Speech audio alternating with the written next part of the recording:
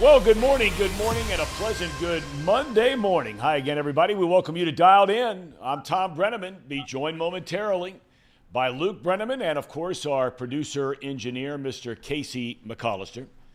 We got a lot going on this Monday, so our show presented by UDF and Encore Technologies. We come your way twice a week. We're Mondays, 9:05 on Chatterbox Sports. We will post later in the day on the Believe Network. Our new day, second day, is Thursday. That'll be at 12:05 Eastern Time. We'll preview the games over the weekend, college and pro, and look back on our picks, how we did over the weekend. You can find us on YouTube/Chatterbox Sports page. Download us anytime, anywhere. Just search Dialed In with Tom Brenneman, and you're dialed in. It's a win, and a win is exactly what the Bengalis needed after 3 straight losses to open the season. The offense looked fantastic. And they have an endless supply of playmakers, along with the main man, second best quarterback in the league, sometimes he's the best, in Joe Burrow. They're running the ball more. Who would have thunk it? Chase Brown looks like he's on the verge of becoming a star.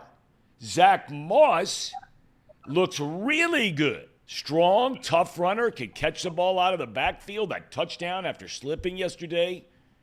The offensive line has been really good. And they rushed for nearly 150 yards yesterday, a rare sight in the Zach Taylor era. The problem is, as we know, they are going to have to be this good every single game, and you and I know why. The defense is awful. And now 2 things moving forward.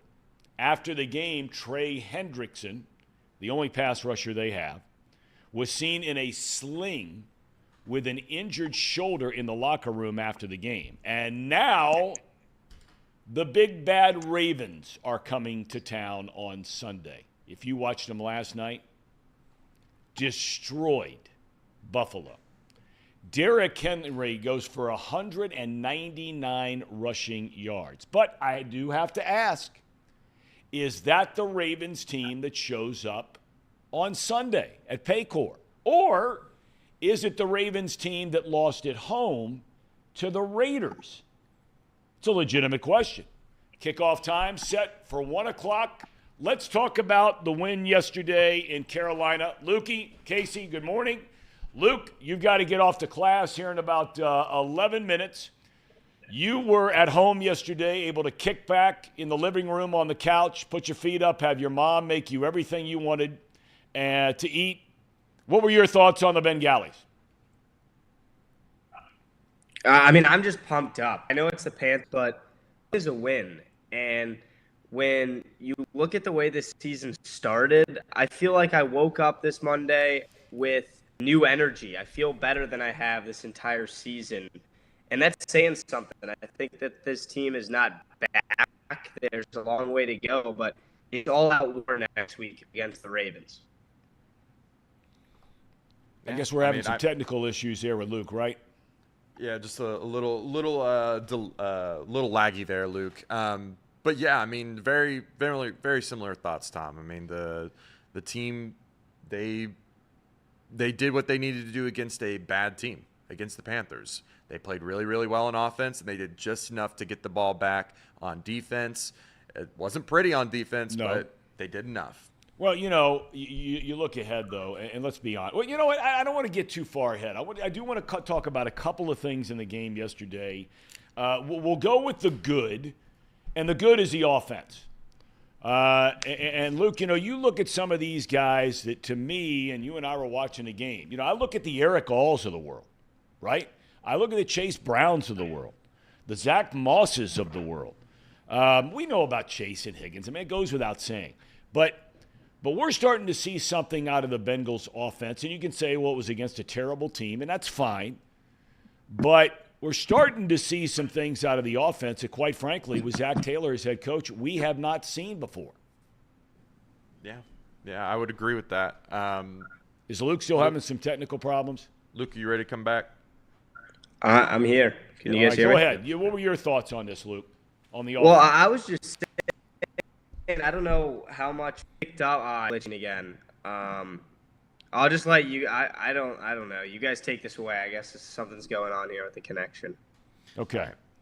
Well, it's too bad. And I had the same thing going on at home last week, and for the life of me, I still can't figure that out because I plugged right in rather than doing it, wireless. I actually plugged in last week, and it seems like the Brennemans are all running off of Marty Brenneman internet. And that was a comment just made by A.J. Worse. It's all Marty internet. It's all Marty internet. I don't know why. It's just I couldn't suspect why. I mean, it is a dorm room. It's not the best setup in the world, but if I can get Luke back, I'll try to bring him back in. Well, he's got to go to class anyway, so we'll just let him go, and he'll be back hopefully on Thursday. Couple of things yesterday. We talked about some really good. They got in the red zone yesterday. They were really good. McPherson, you asked the guy to make a big kick late because they see Casey. They feel like, Luke made the comment to me when we were watching a game yesterday. They never make it easy. You think they got it, and then all of a sudden, Carolina's within a score with a fighting chance. And when that did happen, the defense stepped up, right? They stepped up when they had to make that stop there in the fourth quarter. So at least there's something to be positive about with the defense. I don't know if there's anything else. Chris Jenkins played well yesterday. He did. Chris Jenkins, I don't know why he's not playing more at this current moment. I mean, he makes a big stop for you on fourth down, and he has the least amount of snaps in the interior defensive line room. Yep. I mean, I don't get that. He's flashing right now, right? And that's what you want. You want a guy to flash. You want him to show some sort of life, especially when it's a rookie, because there's potential there. There's a potential for him to really just boom. And he's still learning, right? That's the thing, is that he's still learning the defense, not the offense. He's still learning the way to play in the professional league, the NFL. And it's amazing to me that we continue to roll out guys that just are bodies floating out there. I thought another really interesting thing too, Tom, was Lou Anarumo was really dialing up something that he's never done before. Just a lot of different looks, just a lot of different pressures. I mean, he was having guys like Osai and Hubbard play interior, and then Cedric Johnson on the other side. Yep. Like he was deploying packages that have no business stopping the run, but were able to at least affect the pass game and get to the quarterback. And that's just something like we're in a spot right now where we just have to do stuff like that. That's right. In order to get to the quarterback. And I have to give credit to him. It's silly. It's something you shouldn't have to do, but he has to do it. Yeah. And it worked out. Thank God, because if it didn't work out, we would have just looked absolutely ridiculous out there. A couple of guys that you start with Hendrickson. Man, you talk about hoping and praying, man. Yeah. I mean, we know he is by far, not by a little bit, and I would venture to say that maybe on every single team in the NFL, there is no greater spread between the best player on defense for any team and the second best player on defense for any team the way there is with the Bengals. Yeah. It's not to say there aren't other good players. I'm not saying that. But Hendrickson is up here. Everybody else is either here, a work in progress, or hurt. Agreed. Because the thing that I tell you, the guy, I mean, look, he's got big balls. I'll give him that, is Taylor Britt.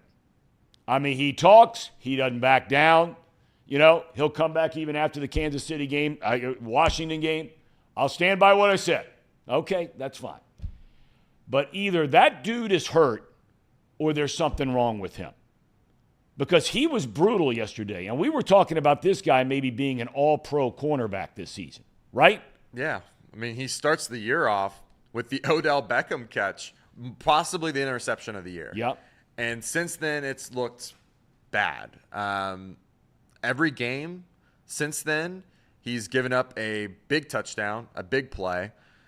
there's some sort of communication or something going on with him and Stone, Geno Stone. Yep. I don't know if Stone's just not quick enough to get back there when he's covering half the field, the deep half of the field, or if Taylor Britt is just blowing assignments in quarters coverage. I can't really tell because I'm not an expert, but it just looks bad. It happens every game now where Taylor Britt and Geno Stone on that side of the football just give up a huge play, and it completely changes momentum for the game. Yeah. And it wasn't like it happened one time. It happened multiple times, and sometimes it just wasn't capitalized on. There's a play there at the end of the game where Dalton had his man. Taylor Britt is just fumbling. Like, he's just stumbling and fumbling around, and, like, what are we doing? I mean, that's a touchdown if Dalton throws on target there. So I don't know. I don't know what's going on with him. To me, it feels like there's some sort of communication errors going on there. There's some sort of... And that's something they thought they had cleaned up with Bell coming back and Stone coming over. Because they clearly didn't have it at the safety position last year. There were a lot of blown assignments, bad communication. They gave up so many explosive plays last year, among the most in the NFL. Maybe it was the most in the NFL, I think. Yeah. And it's carried now into this year, which, boy, do they need B.J. Hill and Sheldon Rankins back for this coming week. Neither played yesterday. Both still with hamstring injuries going on. You never get on a player for being hurt.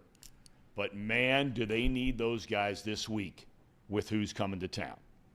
Yeah, I agree. I mean, Tom, Derrick Henry was 1 yard short of 200 yards running the football. I can't believe they didn't leave him in a game to get to 200. Just give it to him, right? You give it to him one time. One more time. Pick up two and move on. Yeah. And the last time we played Derrick Henry, it wasn't pretty either. I mean, we got blown out by the Titans. It was, 27-3 last year? Yep. Because we couldn't tackle Derrick Henry. I got to tell you, I went, I was watching a game, and a lot of people are going to say, duh, and that's fine. But I don't know about you. Have you seen these commercials that he's in on State Farm? These Derrick Henry commercials? Yeah. Okay, now, I only bring this up because I never had a game all the years I did the NFL where we actually went and met with Derrick Henry. Well, we had the Titans a couple of times. We were doing primarily, almost exclusively NFC games, right? Had a couple Titan games from time to time. But in that commercial, when he's not wearing pads and he's flipping tires and all that, I can't believe how big that dude is. Yeah. I mean, you see guys in pads, whole 9 yards, okay. And we all know that Henry's this big, strong. So like I say, you're probably saying, duh. But I had no idea how big he was until I saw that commercial when he's standing there in a T-shirt and a pair of shorts. When he was in college, there was a photo that went around of him next to, I think, Mark Ingram. They were both Alabama graduates. And it is telling.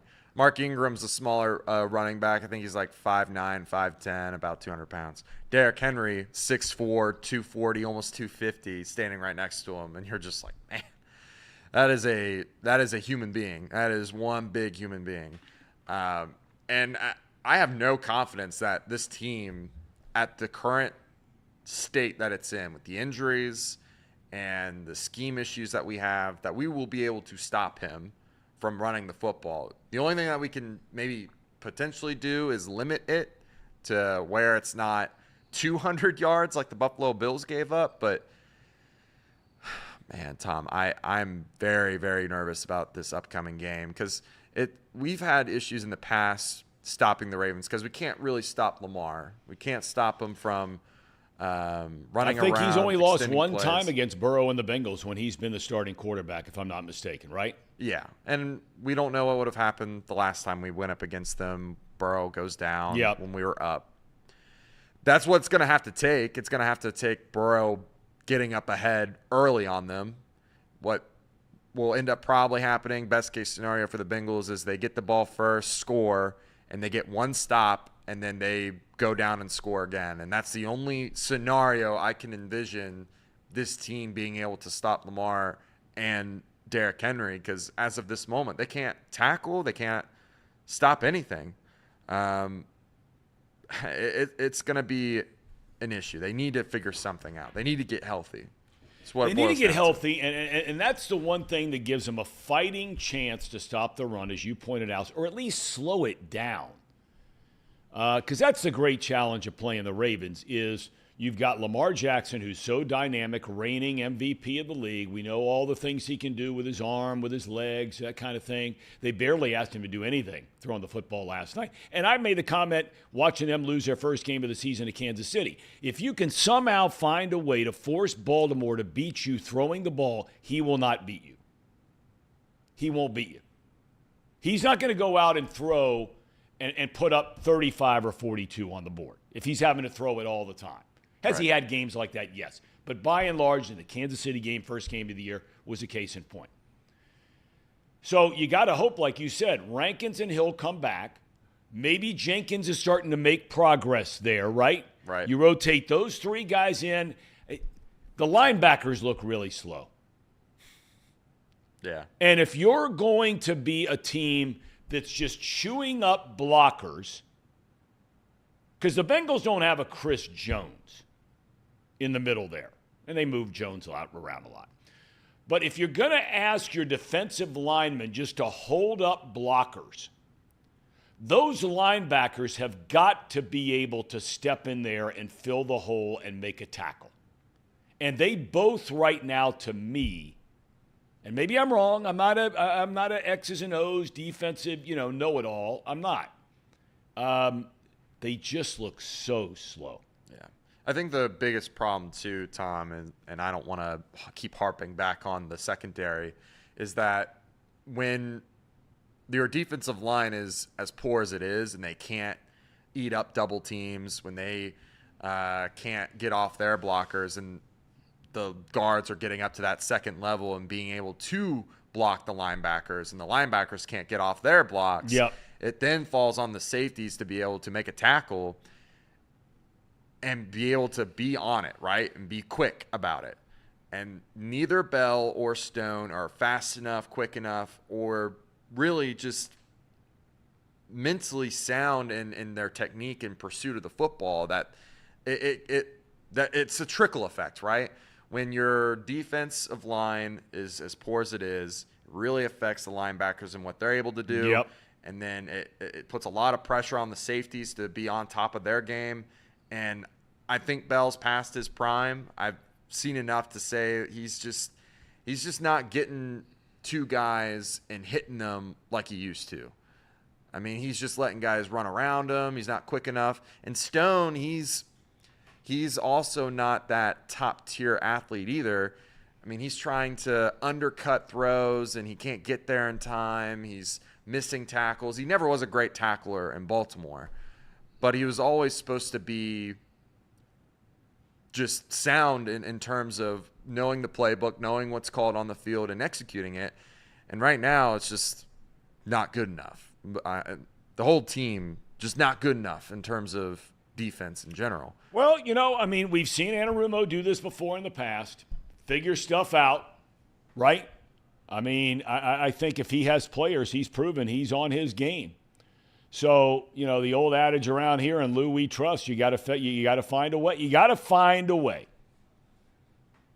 I mean, because it all starts, there's a reason why guys play safety and don't play cornerback. They're bigger guys, number one, by and large, not across the board, but by and large, they're bigger guys, and they're not as athletic as cornerbacks. When you start asking your safeties to be uber athletes, there's a good chance with any team outside of a star here or a star there that you're putting yourself in trouble. And the Bengals right now are forcing two guys who may not be uber athletes to be uber athletes, and it's unfair to ask them to do that. The job you ask Von Bell to do his entire career, is he getting older? No doubt, we all are. But if the rest of the unit was doing its job, I think Bell would look like a different player. He would look like the rock-solid veteran back there. He's got everybody on the same page. You know what I mean? I agree with you. So I think that you point out it's a good one. It's a trickle-down thing, and it starts up front. End of story. Football games are won on the offensive and defensive lines. And one of the reasons the Bengals won yesterday, their offensive line was great. This group's playing good. Oh, yeah. They're playing good, man. I'm glad you brought it up because, the offensive line also has a bit of a trickle effect too, because the offensive scheme or the play calling has gotten to a point where I don't know if anyone noticed it, but we were 50-50 in terms of running and throwing the football yesterday. I mean, hallelujah. We finally made it. When's the last time that happened? I don't think it's ever happened in the Zach Taylor era. I think you're right. The run game looks phenomenal. They're actually hitting people, blowing up holes, pulling guys. I mean, the tight ends look great in terms of blocking, too. Eric Hall, fabulous addition. Going to be really good. Mims, a fabulous addition. And they are just clicking right now. That line, that group right there, that it is just right now super good. And Chase Brown, anytime you give him an opportunity, he's blowing it up. He's going to get you 8 yards a carry. Yep. And Moss is a hell of a player. Yeah, just Moss rock solid player. Better than rock solid. He's a really good player. Yeah, I agree with you, Tom. He's been able to do the things that Chase Brown might not be able to do, which is like the nitty-gritty and also being able to pass protect. I am pleased with what we have there in the run game. And you also don't realize what that does for the pass game, too. I know Joe Burrow threw an interception yesterday, but it's one bad miscommunication from him being 3 touchdowns and 300 yards.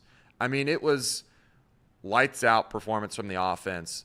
But they're going to have to do that every game. I know. I mean, and that's the thing. A lot of people got mad at me when I talked about how ineffective the Bengals were in the red zone 2 weeks ago when, technically in the stats it says 1 of 3 because you kick a field goal that's just beyond the red zone. But end of story, really they were 2 of 4. It was 2 chances where they had to kick field goals and they didn't score touchdowns. And that's not picking on Burrow. People got mad at me. What was the other game? Kansas City, when I said I didn't think he played that great. And the Pro Football Focus thing came out, and he got a C in the grading. And everybody was furious at me for saying something about it on X.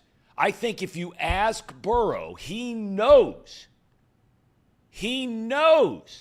that every time this team gets in the red zone, until the defense, if it ever gets better, he knows they have got to score touchdowns. And yesterday they scored touchdowns. Yeah. And so they put 34 on the board. I tell you, just as a footnote, it's really nice to see Andy Dalton play well. I said to my dad and Luke, we were watching a game yesterday, I said, this guy's got, 14 years in the league? Is that right? 2010 he came out, right? Yeah. This guy could have a 20-year career. Yeah. He is still a solid quarterback. Yeah. I mean, he may not be your guy that takes you to the Super Bowl, led the Bengals to a bunch of playoffs, right? Right. We know his shortcomings, especially playing under the bright lights and, playoffs. But, man, this guy has had a hell of a career.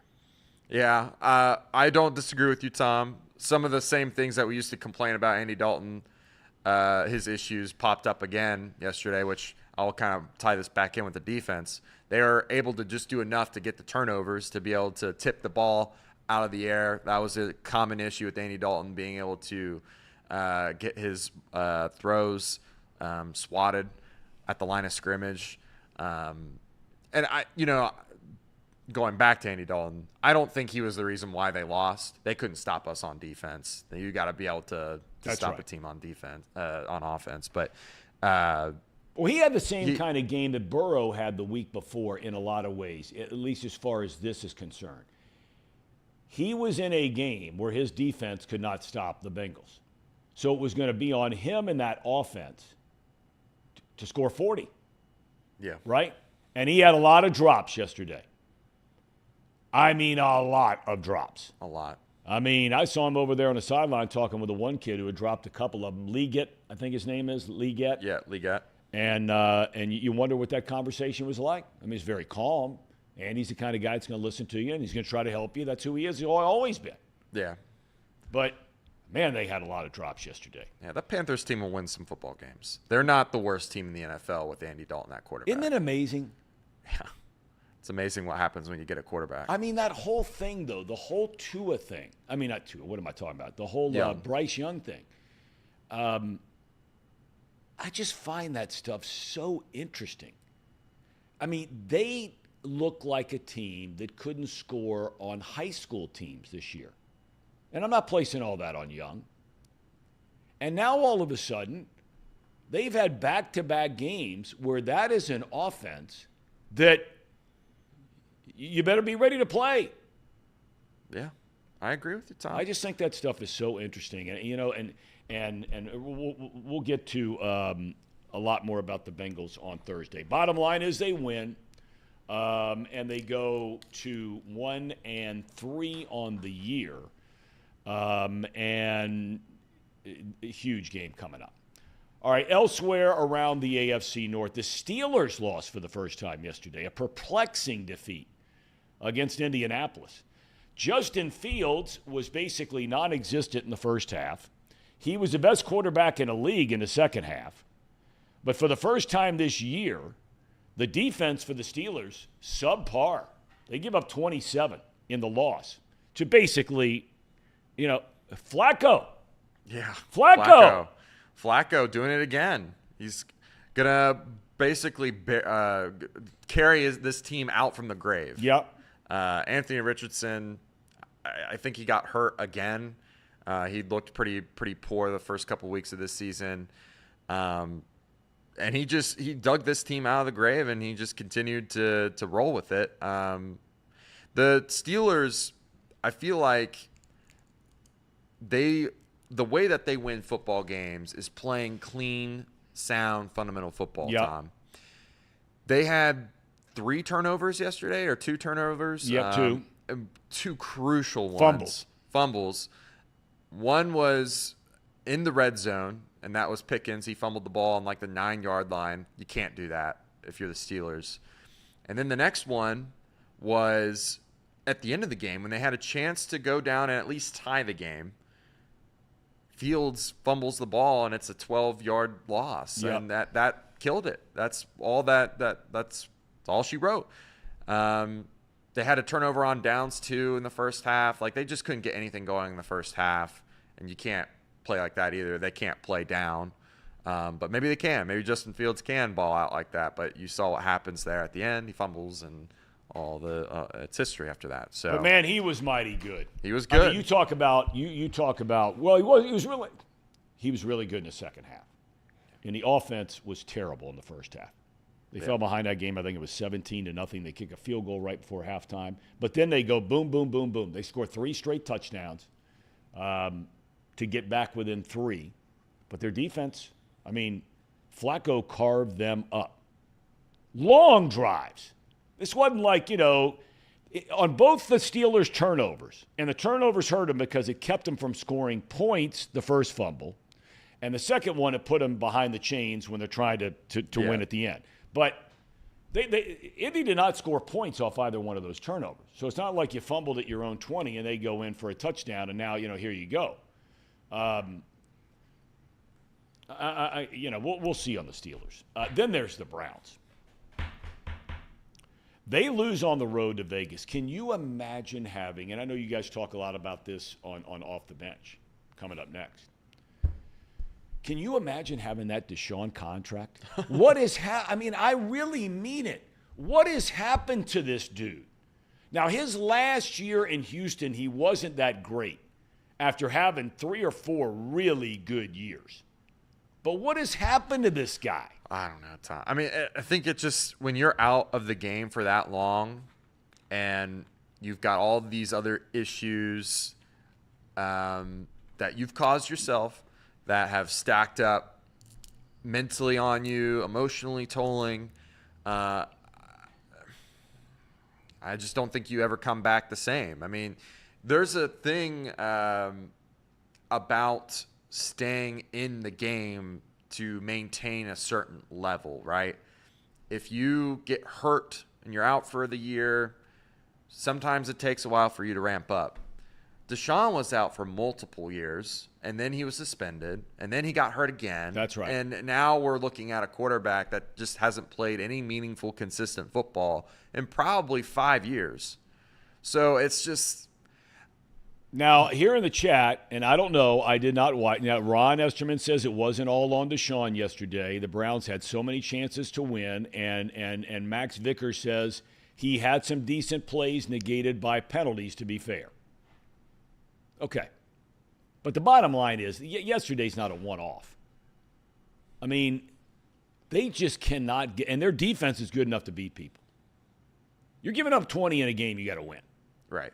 Right? Yeah, I agree. I mean, scoring's down, but when your defense gives up 20, you got to win in the National Football League. Then there's Kansas City. They're 4-0. And you know, it's amazing, and people who follow the game, they know. Kansas City is probably a handful of plays away from being 0-4. Right. But that's who they are. They find a way to win the game. I'm not telling anybody anything they don't know. But yesterday, their win over the Chargers comes at a huge cost. They lose star wide receiver Rashee Rice for the season with a knee injury. Of course, that is on the heels of losing their star running back, Isaiah Pacheco, for the season, knee injury, against the Bengals. But they're 4-0. They got a little rope to figure it out. And if you had one combination, coach and quarterback, to figure it out, they'll figure it out. Kareem Hunt looked pretty good yesterday. He ran for 70 yards. Yeah. I mean, he's not washed up. I don't know if you remember the last time he was on the Kansas City Chiefs. I'm pretty sure he was the top back in the league. Yeah. He had like 1,500 yards rushing. So not looking forward to what that looks like. I know he's a little bit older now at this point, but I mean, 70 yards is pretty telling after only being on the team for about a week and a half. Yeah, and really that's a guy that hasn't played much. I mean, Cleveland wasn't using him much. Right. When he was there. And so, I mean, he wasn't out of football, but he wasn't getting used very often. Two other notes of things that stand out. The Washington Commanders. My gosh. Yep. Are they the real deal? They blow out Arizona yesterday, 42-14. Jaden Daniels. What'd you tell me? He had 2 incompleted passes? He had what, 4? He had 4. And 2 against the Bengals. Yeah. He was 26 of 30 for 200 and something yards and a touchdown. The interception, a rare miss from the kid. Right. But they run for 200 and something. Yeah. I mentioned this last week around Wednesday because I had this thought in my mind that, you know, the Bengals defense isn't that bad to give up 38 points. Clearly they're not because gave up only 24 to the Panthers. Right. That dude, Jaden Daniels, is a dude. There's no doubt about it. He is what Ravens fans think Lamar is. Yep. Which is a guy that can actually dice you up and then get the yards in the run game when it's meaningful. Yep. And that's what he does. He's currently sitting at like an 80% completion percentage, unreal. And then he's avoiding those tackles at the moment that would knock you out of football games, right? Yep. He's doing the thing that Lamar does in the run game, but everything's just efficient with this kid. And they've got the offensive playmakers to really make something happen. I think I might have a bet slip coming up with the Commanders winning the NFC East. That team looks really good, Tom. I love what they're doing. While I get to this last point, look up, because I'm not, you know, I've talked about it before. I have every sin except for gambling. Tell me, what would you bet? What kind of line would you get, odds would you get if you were to make a bet today of the Commanders winning the division? Okay. I'm just curious. I mean, it doesn't matter here or there. But, I mean, so far, Caleb Williams got his first win yesterday as quarterback of the Bears, so congratulations to him. But, man, that Jaden Daniels. What is it, Case? Right now, you would get plus 240. So if you bet a hundo, you win 240? That's right. Right? The Eagles are currently still favored at plus 110. The Eagles? Yep, the Eagles are currently favored at plus 110, and the Cowboys are tied with Commanders at plus 240. So the books are noticing the Commanders. Well, I wonder what you'd got the Commanders at the beginning of the year. Oh, probably phenomenal odds. Probably over 1,000. Probably. I mean, if it's 240 now, and they've only lost one game, probably Roger says probably the plus 600, maybe more than that. Natty Tron wants us to talk about Trevor Lawrence. I don't know what's going on down there. They're going to fire the coach. I mean, they're awful. They are awful. Yeah, that team's bad. I mean, and they just gave him a contract. Huge contract. Absolutely. I don't know what's going on there. We got a few other things I want to get to today. And lastly is Sam Darnold. We talked about this last week. My son was the only guy on the planet who says, I think this guy with Minnesota is going to get a chance and he's going to play well. He's undefeated. Yeah. And it was in a shootout, too, was it not? It was they had a big lead. Green Bay came back. But Minnesota wins on the road at Lambeau. End of story. All right, let's move to college football. The University of Cincinnati has the same problem as the pro team in town. And that is zero defense. They serve up 44 in a road loss at Texas Tech down in Lubbock. The Red Raiders rushed for 231 yards to the tune of 9 yards per carry. Yikes. I don't like some of the things. I watched the end of the game. I was traveling Saturday, so I didn't get to see a ton of it. I listened to Dan Horde on the radio. Actually, it was Mo Egger this week. He filled in for Dan Horde. I take that back. Good for Mo getting a chance to do a little play-by-play this week with Coach Kelly there. But they had when they fell behind by 2 scores, and I think there was 5 or 6 minutes left in the game, there just seemed to be no sense of urgency. Now, they got to a point where they scored a touchdown. They get the ball back. They're down 3.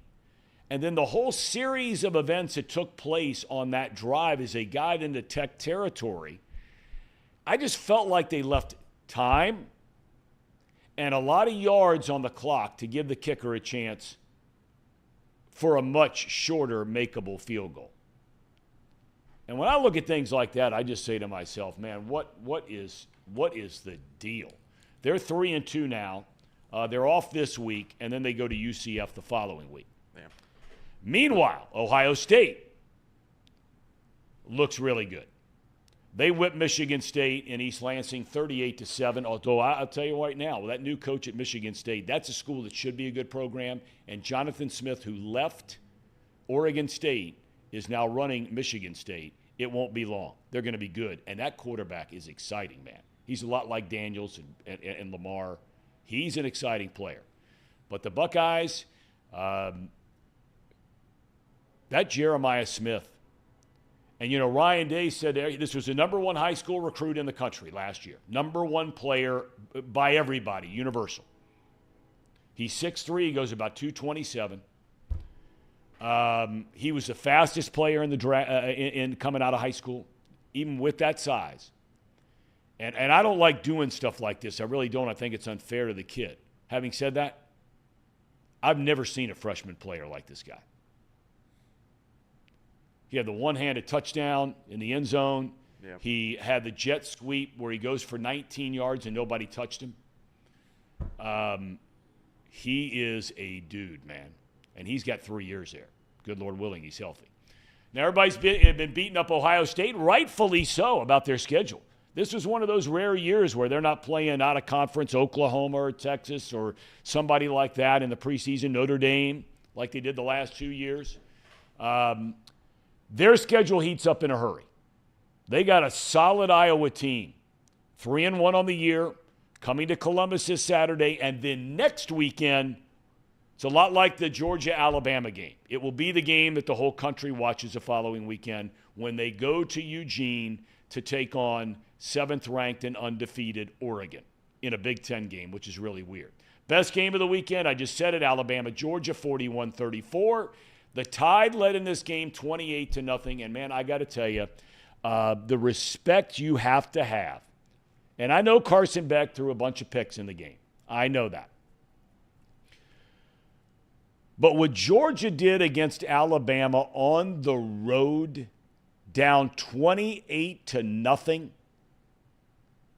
and you come back and take the lead before Bama wins it late, that was unbelievable what Georgia did. Even in a loss, I feel like you got to talk about Georgia. Yeah. Those final couple touchdown plays, Tom, were really, really special. It makes you love the game of college football for sure, at least at the state that it's in now. The offenses are just king in terms of viewing experience and watching. I thought that they were going to win that game, to be honest with you. It was a shocker to me when Georgia let that big touchdown go. And that kid's 17 years old, that dude. Yeah. He had 2 touchdowns on the day. Yeah. I mean, unbelievable. Unbelievable. Great game. Ryan Williams, his name. Thank you very much for reminding me, Ian. I appreciate it. Ryan Williams, 17 years old. Yeah, Jeremiah Smith just turned 18. The kid, Jalen Milroe, I mean, he's going to be special. Oh, man. Sophomore. Is he going to come out? I don't know if he redshirted a year. I'd have to look that up. Because, the deal is you can see a player who's in his 3rd year of college, but he's a redshirt sophomore. So that means it's his 3rd year of college, so technically he could come out if he's a redshirt sophomore. Right. I don't think he is. I thought he was a true freshman playing last year. If somebody in the chat knows the answer to that question, please let us know. Now we get to baseball. And, this should be the time of the year a lot of people are talking about baseball. They're talking about it in New York. They're talking about it in Arizona, and they're talking about it in Atlanta, at least in the National League. In the American League, the Twins don't make it. Fans are chanting, fire the manager in the ballpark. He's coming back. They already said it. And you've got all the teams that are already in the playoffs. But, we start with the Reds. It's another season that's over. It's another season, no playoffs. It's still 1995, the last time they won a playoff series. Can you imagine that? Were you born in 95? No. I mean, an entire generation plus has gone by watching this mess. 77-85, the final record. I said all year long, I gave them a lot of rope with the injuries. A lot of rope. There are a lot of teams that were injured this year, though, quite frankly. I mean, the Dodgers don't even have any of their starting rotation, and they have the most wins in the National League. They got home field advantage throughout the play. Now, they're the Dodgers. They're spending $1 gazillion, but they were bringing up a bunch of young guys that nobody ever heard of, and they found a way to win. Atlanta, same thing. They're playing to get in the playoffs today. But so many questions now about the Reds and this offseason. Let's touch on it. We don't have much time. The good, the bad, and the ugly. All right. The good. The good, starting pitching. When guys were healthy, the starting pitching was very, very good this year. No question about that. And then you have the addition of Rhett Lauder, who comes up over the last month. I don't put a ton of stock into the final month like a lot of people do. I've said it for years and years and years and years, and it doesn't mean I'm right on every single player. But as a whole, it is very hard to judge players in spring training and players in September. Because you're playing in spring training, who you playing, right? You're getting maybe 1 or 2 ABs against a decent pitcher, and the rest of the guys are trying to make the team. In September, it's a lot of the same thing. You're playing teams that are out of the playoff race, or they've already clinched a spot in the playoffs, and they're not playing their horses. They're just playing out the string. So, but I'm still not going to take away from the way Lauder looked. He looks really good. I mean, you can see why he was chosen out of Wake Forest where he was. Ellie, good. Really good. Needs to get better, but really good.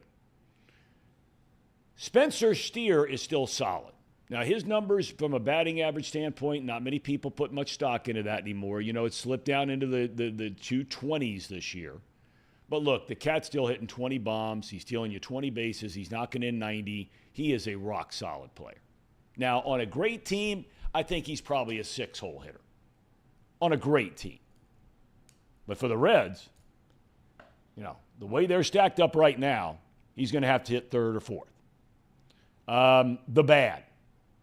The defense. How are the Reds so bad on defense every year?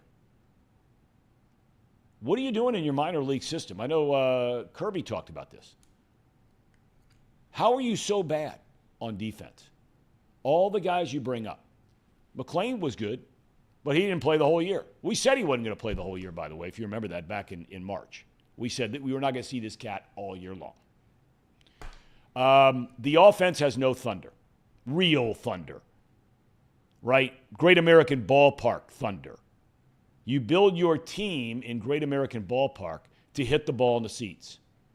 You've got to have more guys that'll hit the ball in the seats. Now, McLean comes back, CES comes back, Marte gets better. You could argue they got a chance to hit some ball in the seats. And then the base running. I love aggressive base running. I love it. I love every part of it. I like that part of baseball. It's been non-existent for a long time until now all of a sudden with the rule changes. And the Reds were very aggressive under David Bell. But let's be honest about it. They were too aggressive. They ran into so many outs. So many outs. And when there are two things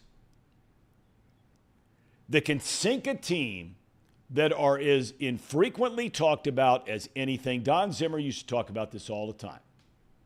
If you play bad defense and you have bad base running, you have zero chance to win, no matter how good your offense is and no matter how good your pitching is. If you play bad defense and you have bad base running, you are guaranteed to have a bad team. And that's what the Reds are. Now the ugly. Injuries. Do they ever stop? Do they ever stop?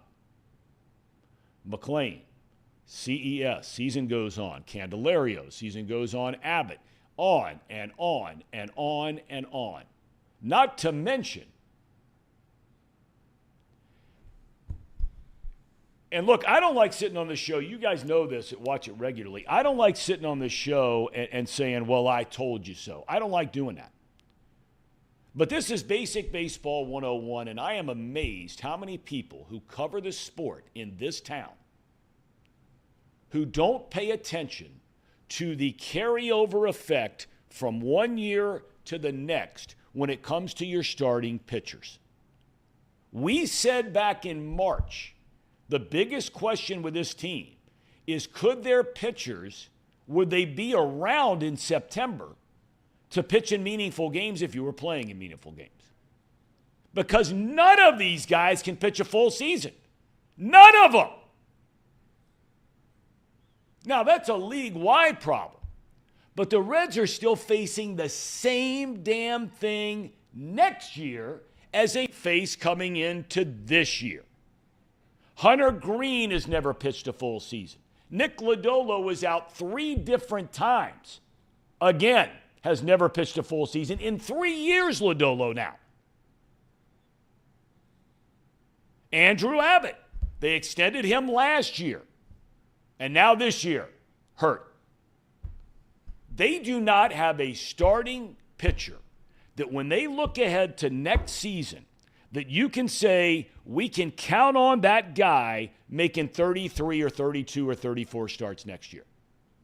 They don't have one of them. Not one. Okay, so you still don't have a starter, right, that can pitch a full season, and the injuries. Ugly. And now you got to find a manager. They owe David Bell $4.5 million in the next 2 years.